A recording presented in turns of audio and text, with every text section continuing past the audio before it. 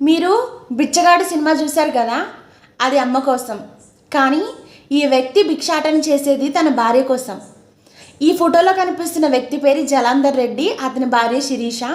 వీళ్ళిద్దరూ 2006లో పెద్దలు కుదిర్చిన సంబంధం వివాహం అయితే చేసుకున్నారు. వీళ్ళకి పిల్లలు లేరు. జలంధర్ రెడ్డి వచ్చేసి అడ్వకేట్గా వర్క్ చేస్తున్నారు. భార్య వచ్చేసి ఓ ప్రైవేట్ కంపెనీలో అయితే వర్క్ చేస్తుంది. అయితే తనకు అనుకోకుండా అనారోగ్యం పాలైంది. వాళ్ళకున్న ఆస్తి సంపద మొత్తం తన అనారోగ్యానికి ఖర్చు అయింది. అలా అని ఆ భర్త ఆ భార్యని వదిలేసి వెళ్ళిపోలేదు. ఆ భార్యను వదిలేసి ఎక్కడికైనా వెళ్ళి అడ్వకేట్గా కూడా వర్క్ చేసుకోవచ్చు.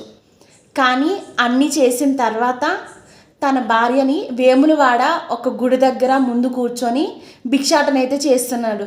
ఆ దేవుడే తనకి నయం చేస్తాడన్న ఒక చిన్న నమ్మకంతో తను ఎవరిని డబ్బులు అడగట్లేదు. ఎవరైనా వేస్తేనే తీసుకుంటున్నాడు తప్ప.